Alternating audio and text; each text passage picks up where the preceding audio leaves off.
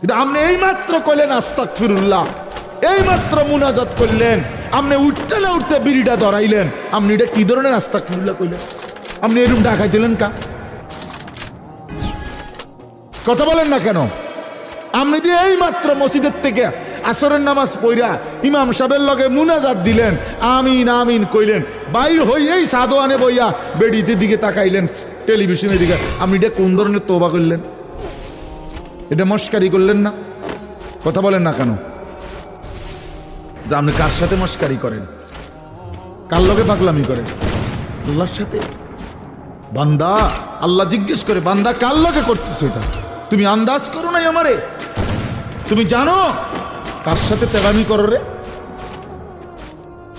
কার সাথে মস্কারি করো? আমরা আল্লাহকে চিনি নাই বাবা। ওমা কাদারুল্লাহ হাক্কা কাদরি। আল্লাহ বলে, বান্দা আসলে তোমরা আমার কদরই করতে পারো নাই, তোমরা বুঝোই নাই আমি কত বড় মালিক। তুমি আমি আল্লাহকে আপনি শুধু বাদশা মনে করছেন, আল্লাহকে আপনি শুধুমাত্র এই সামান্য কদ্দুরের মালিক মনে করছেন।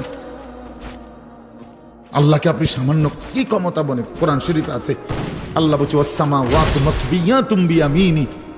বান্দা বিশ্বাস করো, হাসরের দিন আমি আল্লাহ 7 আসমানকে গুটাইয়া রুটির মতো, 7টা রুটির মতো আমার কুদরতি হাতের উপরে রাখবো।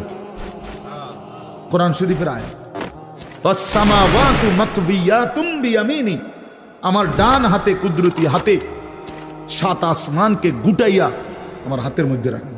আমি সেই মালিক। তুমি বান্দা আন্দাজই করো নাই আমি কত বড় মাওলা। আসলেই বাস্তব, আমিও চিনি নাই, আপনিও চেনেন না। আল্লাহকে আমরা মূল্যায়ন করতে জানি নাই, আমাদের মনিব আমরা চিনি নাই, যার কারণে সেজদা দিতে মন।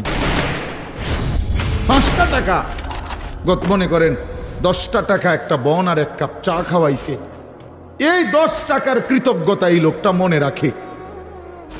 তারে 1 সপ্তাহ পরে যদি আবার ডাক দেয়, হেতে আইয়ে কি যাও কই যাও, থাক ভাই কি করবো, একটা মুখ সরম চোখ সরম মতো আছে। আমার গত রবিবারে 1 কাপ চা একটা বন খাবাইছে, অনাই যদি আবার না যায়, 1টা সপ্তাহ না যাইতেই যদি না যাই, মানুষ কি করবো?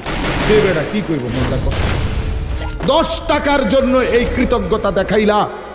আর এত বড় কায়নাত, এই যুবক তোমরা যারা বসছো বেটা, এত বড় সৃষ্টি, তোমার সারাটা দেহ যিনি 24 ঘন্টা পালতেছে, নাফরমান তারে কেন সেজদা দাও না? আরে গাদ্দার, এমন মালিককে কেন সেজদা দাও না?